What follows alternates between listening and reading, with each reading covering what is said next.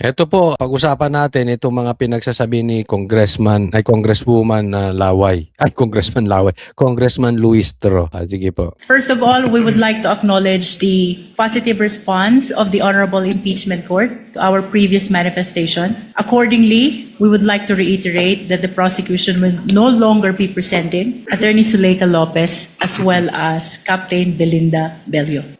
Reiterating, however, the same concern on Tingnan nyo. So, kinancel. Hindi na rin papatawag si Attorney Lopez. Pambihira kayo. 2 araw nyong binabad. Pinag-antay-antay ninyo, kakancelin nyo pa rin. Kakancelan nyo pala. Ang sagot nila, hindi kasi napatunayan na no need. Hindi na kailangan lumabas si Attorney Lopez kasi yung kailangan nila kay Attorney Lopez, proven na. Naku, sabihin nyo natakot kayo. Sabihin ninyo, yung mga isisiwalat ni Attorney Lopez, kung anong pinaggagawa ninyo sa kanya dyan sa loob, mabubulgar. Kung anong klaseng meron ang Congress ngayon. Kaya natakot kayo. At hindi lang yan. Harassment po. Alam nyo labanan ngayon? Alam naman nila Everybody knows hindi po mai-impeach si BP Sara dito. At kahit ba sa pagpalagay natin, maliit na porsyento ma-impeach si BP Sara, alam ng taong bayan, ayaw pa rin nila kay Bongbong Marcos,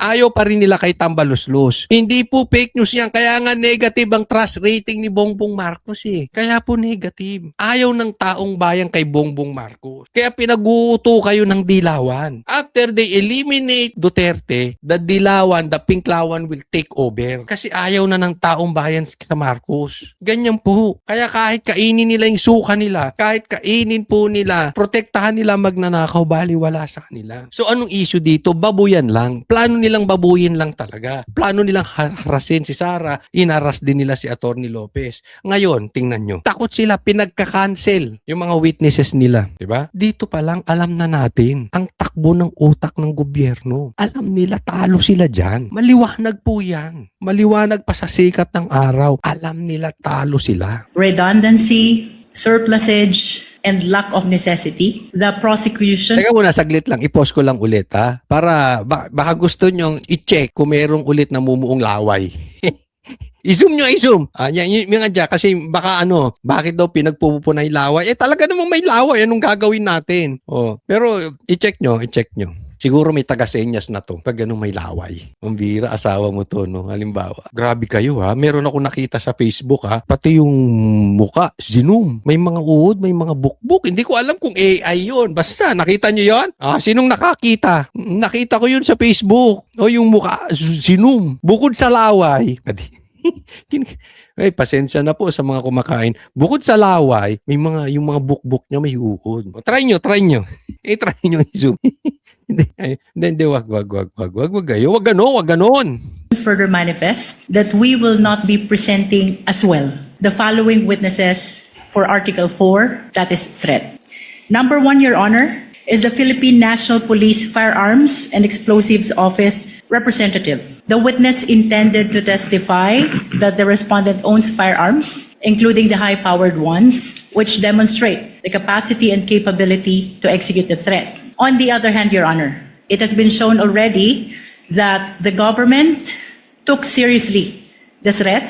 As a matter of fact, it prompted the full-scale investigation, including the recommendation to file a criminal complaint. Ito po yung kinwestiyon kanina na dapat kung mag-uurong lang sila ng witness or witnesses, hindi na dapat nila i-explain na marami. Kasi pinangungunahan nila ang senator judge, meron na silang judgment, kaya namin inurong to, kesyo ganito, napatunayan na namin na meron talagang threat. Pala desisyon, ikaw na ang prosecution, ikaw pa judge. Laway mo ha, laway mo. Hindi po pwedeng ganun, kaya nga kinwestiyon yun Paano kung sabihin ng defense, kaya nyo lang inurong dahil natakot kayo? Tama ba yun? Diba hindi? Pero alam naman natin ang katotohanan. Pero hindi na kailangan sabihin ng defense yun. Pero tayo alam natin natakot sila. Tapos, magsasalita na lang sila na yung napatunayan na nila. So, no need for this and that or for him or for her na mag-testify. Laway mo. Number 2, Your Honor, is Mikel Flores and Bons Magsambol. They belong to the press who were present during the November 23 video conference. They will be testifying that they were among the reporters or media persons who were present during the video conferencing, and to the fact that they heard the respondent utter the threat against the President, the First Lady, and the former Speaker. Ayun, so tatawagin daw yung media, yung mga reporters na nandoon to testify na nadinig talaga nila. Hindi naman tinatanggi yun di ba? Actually, nandoon po ako. Nandoon ako. Dalawa po kami ni Boss Dada na nandoon sa Banateros. Nung sinabi yun ni BP Sara, nasa Zoom meeting po ako noon. Kaya nadinig ko totoo pong sinabi ni Sara yun. Hindi naman tinasabi na hindi po totoo na binanggit ni BP Sara yun. Pinaikot-ikot nyo lang Ang tanong, meron bang totoong assassin? Kasi sasabihin nyo, yes, merong totoong assassin. Tapos sasabihin ng witness nyo, wala silang personal knowledge. Ano yung tanga lang? Laway mo. Di ba? Hindi po pwedeng ganun. Kasi kung may inutusan, naniniwala kayo na may inutusan si Sara, di ilabas nyo yung assassin. Simple, di ba? Wala silang maituro. So anong ginagamit nila? Yung video lang. Hindi naman daw tinatanggi ni Sara. Ako nakita ko talagang nadinig ko sinabi ni BP Sara. And so what? Hindi ba nanakot din si Matibag dun sa reporter? Hindi ba nanakot din si Tulfo na kukwelyuhan niya yung mga senador na maghihiring? Di ba? Ang tanong, patunayan nyo. Lahat naman tayo may ganyan di ba? Hindi po pwede na doon lang kayo sa video aasa. Dahil alam mo ako, sa nangyayari kay BP Sara, sa ginagawa sa family nila, hindi mo masisi meron silang masabi kung ano-ano. Ang tanong, meron bang totoong assassin? Sino yun? Yun ang tanong. Sino yun? At saka conditional threat po yun. For the last time, sinabi niya, kung patayin ako, patayin yung mag-asawa at si Tambaluslos. So inaamin nyo na may planong patayin si Sara ni Bongbong Marcos. As simple as that. Ang problema, alam naman nila yun, nagtatanga-tangahan sila Yun nga ang issue rito, gusto lang nilang babuyin si Sara sa tao. On the other hand, Your Honor, the testimony of Agent Calilong already established that the video is authentic, plus considering, Your Honor, the defense's subsequent admission that the same are authentic videos, Your Honor.